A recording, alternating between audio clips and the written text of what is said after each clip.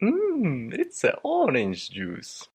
What's up, everyone? I'm Yarn from Orange Juice. My real name is Ryan. No, I'm just kidding. It's Jimmy. I'm doing a Q&A today. After the Q&A, I'll be featuring my gameplay in the Korean tournament where I was on Nick and Pat's team. Will you ever do a face reveal? I did a face reveal last month on Twitter, but everyone thought I was Jiro. Is not Ryan Yarn? No. How old are you? I'm the same age as Nick. Where do you live? I live in Canada. Are you Korean American? I'm Chinese Canadian. Why aren't you top? Gems are expensive. How do you know all of these facts? I get all the data from the wiki. A lot of it is just playing the game and watching replays. Forums and Reddit have amazing content too. Do you ever lose? Every day. Are you and Jiro a couple?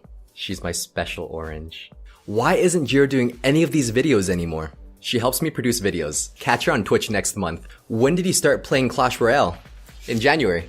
How frequently do you play the game per day? Enough to get crown chests on both of my accounts. Do you spend any money on the game? The day before the tournament in Korea, I had level 6 hogs, so I opened 20 giant chests in my main account. Ever since then, I've been buying legendaries in the shop so I can keep up to date with the latest legendaries for the channel. Yarn, what happened in the Super Magical Cup? How did you lose in the first round?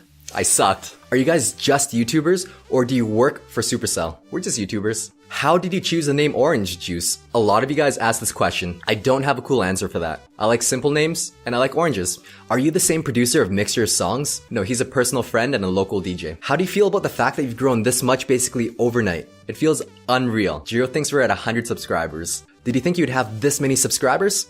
Never. What recording and editing softwares do you use for these videos? I get asked this question a lot. I want to stress that the content you make is more important than the software that you're using. But to answer your question, Audacity, Photoshop, Premiere, Illustrator, and After Effects. Hey Yarn, how much time does it usually take for you guys to make a single video? To make a video, I start writing a script, record all the footage, record the audio, and then finally create the graphics and animations. The entire process for one video takes me about 3 days, which is about 30 hours. What's your favorite game besides Clash Royale? Zelda.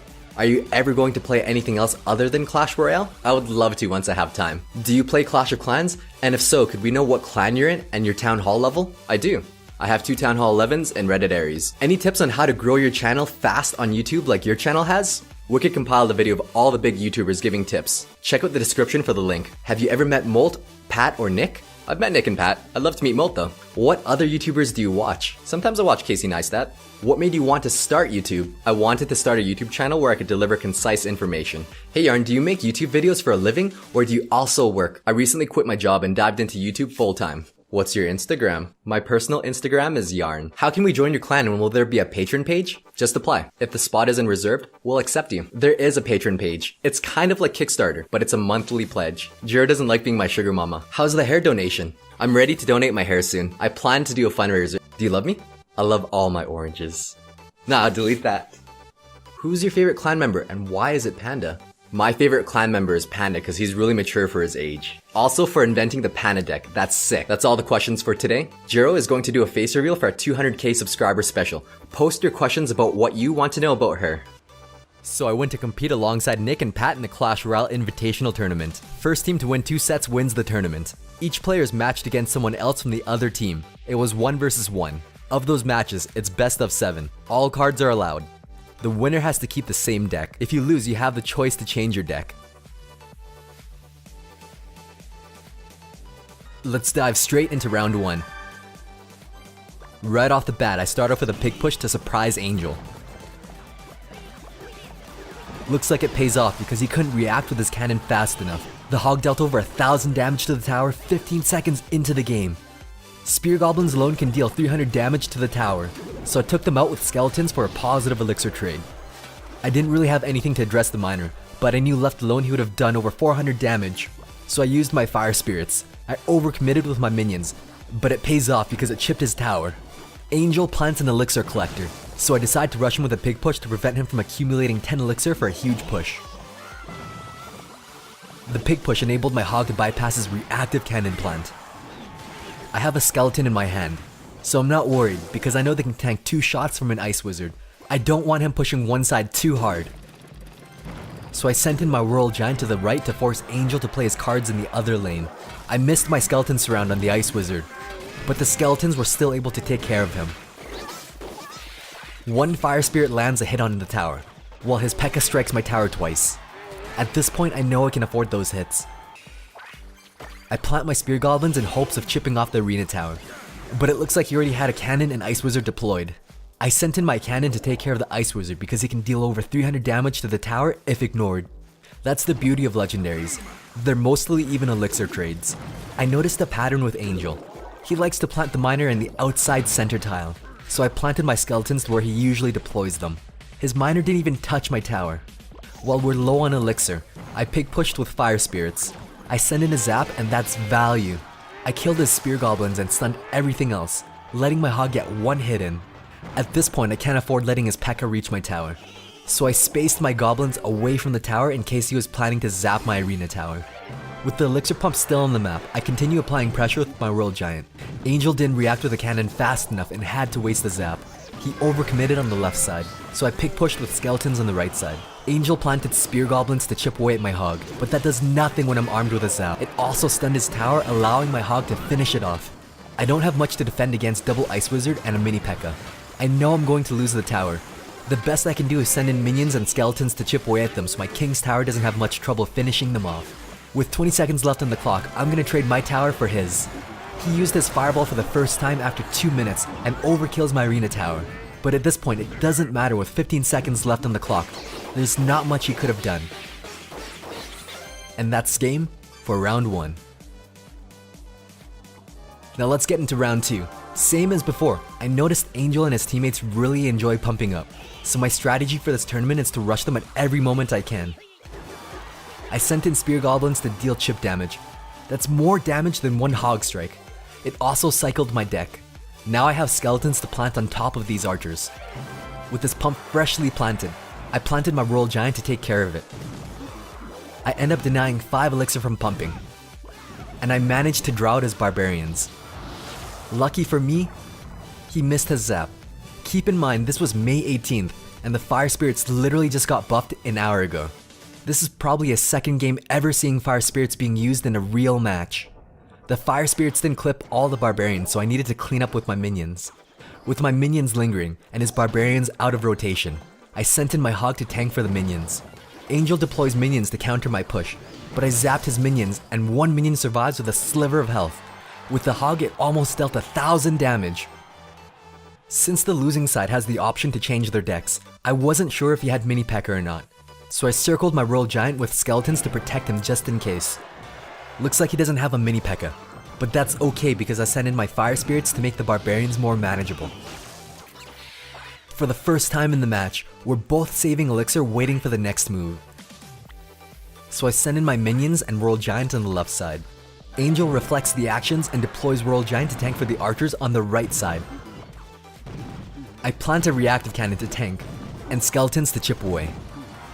With the Royal Giant, those archers can be trouble, so I sent in my fire spirits to deal with the archers, while he sent in barbarians to counter my Royal Giant. It's a good trade because I dealt more damage. I managed to pull the barbarians with spear goblins, and I decide to pull the last barbarian with my Royal Giant. He answers with minions and archers. I zap to stun so my Royal Giant can get one extra hit in, and so my arena tower can chip away at them. Angel overreacted with a late cannon, so I punish him with a pig push in the other lane. He misplanted his barbarian block and overcompensates with a zap. My hog still manages to get one hit in. I need to clean up the barbarians, so I plant my minions. That's the beauty of this deck. Barbarians and mini P.E.K.K.As can be countered with minions for a positive elixir trade. He was a bit too early on his cannon plant, so I take advantage of that and pig push on the left side.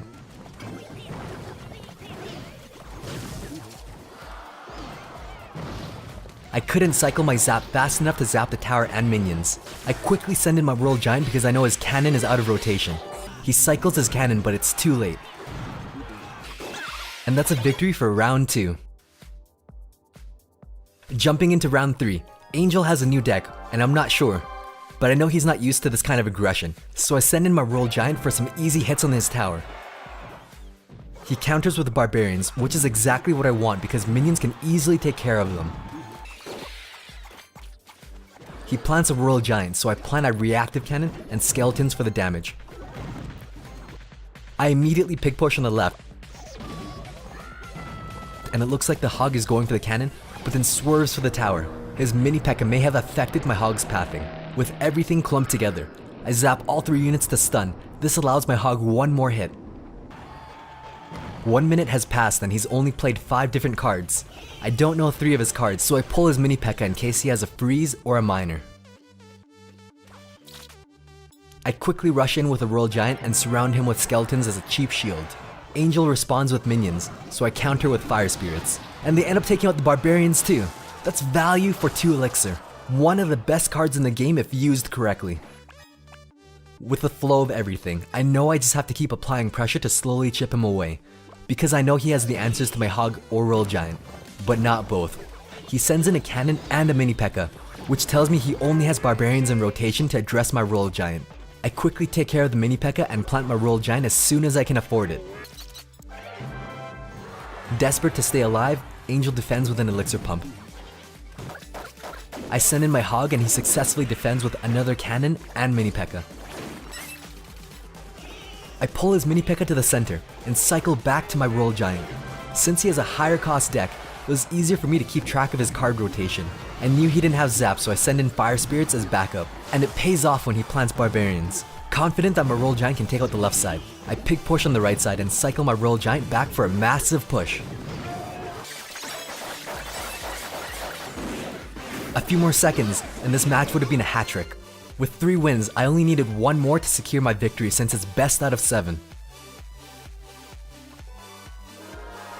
Jumping into my 4th match, I continue my aggressive playstyle and rush in with a Royal Giant. Angel does the exact same thing, but this is my first time seeing him use skeletons and Fire Spirits. I immediately knew he copied my deck. It's now a race of who can remain the most offensive. He overcommitted on the right side, so I end up doing more damage on the left side. I planted the Royal Giant to open up the other lane. Angel correctly responds by ignoring my Royal Giant and rushing the other side. I zapped his minions and Hog. This is the single biggest mistake in the entire tournament I've done, as I should have planted a cannon to pull the Hog then zap.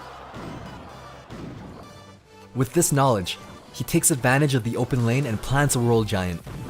The strength of this deck is to open up a lane as soon as possible so he can keep cycling Royal Giant to the center. There's a 700 health difference in our towers, and I know he has to make a huge mistake for me to win. He proactively plants a cannon, which means my Royal Giant can't be planted in the center. That was a really good move on Angel's part. I sent in my Royal Giant to take care of it from a distance. He surrounds my Royal Giant with skeletons, dealing massive damage to it in the long run. While pressuring my side with the Hog, it forces me to play my cannon. All while his skeletons, minions, and spear goblins chipped away at my Royal Giant. My minions were outnumbered. I had to zap his units or else Angel would have been able to support them with a tank. My cannon's now out of rotation, which allowed Angel to plant a Royal Giant to openly attack my tower. At this point, there's not much I can do. I planted my cannon on top of the Royal Giant's hitbox to push him out of range of the arena tower. By now he already cycled back to his Royal Giant and I'm down another cannon. With 30 seconds left on the clock, I have to ignore his Royal Giant and aggressively attack the other side if I have any hopes of winning. He has 2 cannons on the map and support troops. Combined, it all demolishes my Hog and Giant, but my Royal Giant does manage to get some chip damage. I quickly planted a Hog to tank for my small units, but Angel's Fire Spirits crushed my dreams. His zap stun on my Hog single-handedly saved his arena tower. And that is game! Angel played my deck very well. The score is now 3-1. I need to defeat him one more time to win. Before we head into Game 5, let's take a look at what I could have done differently. Right here I zapped first, so I didn't have enough to plant a cannon, when the cannon should have been planted first. If you rewind, you'll notice Angel planted the Hog on the outer tile. In this situation, it's entirely possible to pull the Hog into the other lane.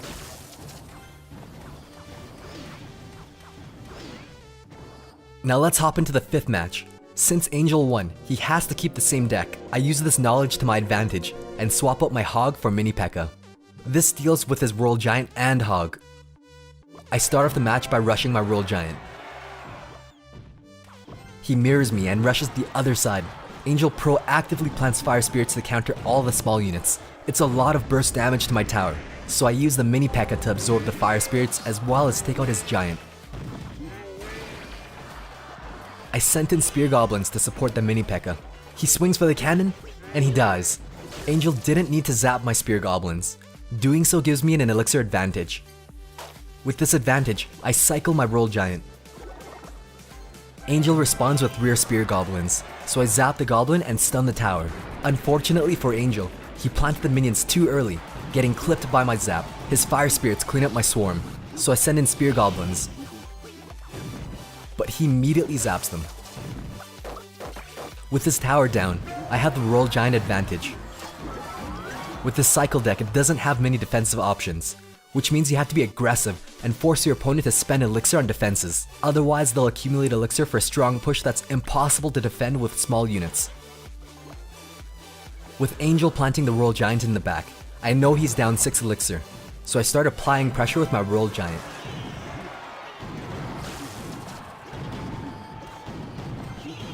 Like I was saying, with my aggressive offense, he had no elixir to back up his roll giant, and I was able to defend with a cannon and some small units, which allowed me to cycle back to my roll giant. That one spear goblin is MVP. It threw 6 spears. I prematurely send in my mini P.E.K.K.A to tank for the spear goblins. I was too eager to take out his tower. He sends in the hog to rush, but I have a cannon to pull the hog.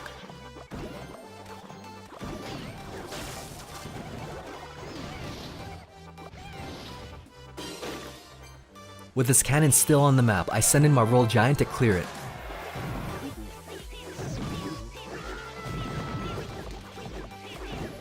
I plant a reactive cannon, but it was one tile too far to pull the hog. It's nearly impossible to stop the roll giant's chip damage, and that's what this deck is about. Pressure your opponents so they're never sitting at 10 elixir for strong combos, and keep applying chip damage. You send in a roll giant, they can counter with minions, barbarians, or mini P.E.K.K.A.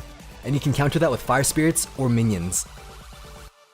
That's it for my matches. If you want to check out Nick and Pat's matches, links are in the description below. They're all subtitled in English. Thanks for watching. Be sure to like and subscribe for more quality OJ. Are you a female? That depends. So many questions.